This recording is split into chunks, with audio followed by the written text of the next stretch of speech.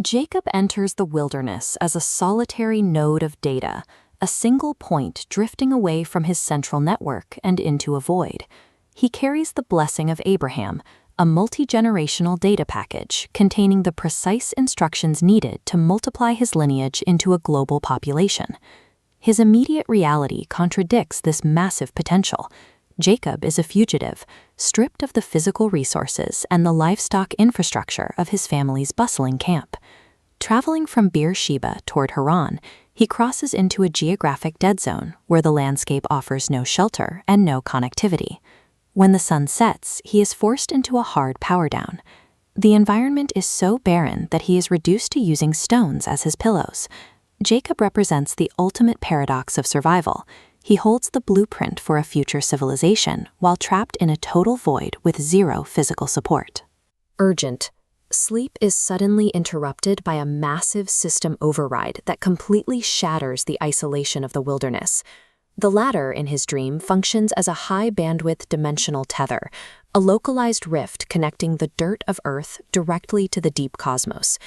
The entities, described as angels, act as data packets, executing commands and moving information across this channel in a continuous stream.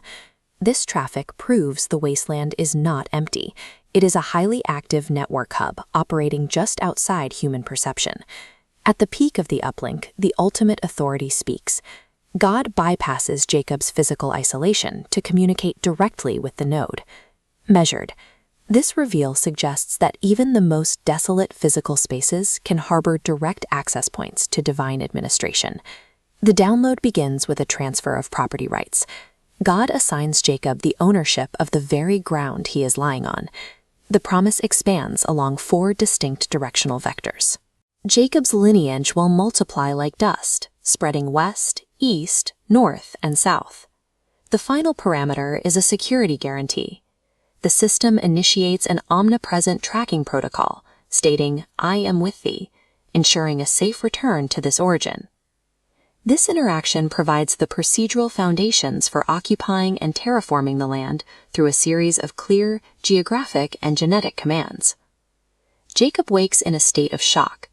He realizes that a power source was running beneath the surface of his reality the entire night, calling the place dreadful. He immediately transitions from a passive dreamer into an active architect. He must respond to the data he just received. He takes the horizontal stone pillow and rotates it vertically, setting up a pillar and anointing it with oil to create a permanent physical beacon. He is dropping a permanent pin at these exact coordinates. He names the location Bethel, effectively logging the gate of heaven into his map. In a single night, a vulnerable traveler secured the rights to a territory and the security of a bloodline that would persist for millennia. A legacy isn't something Jacob simply waits for.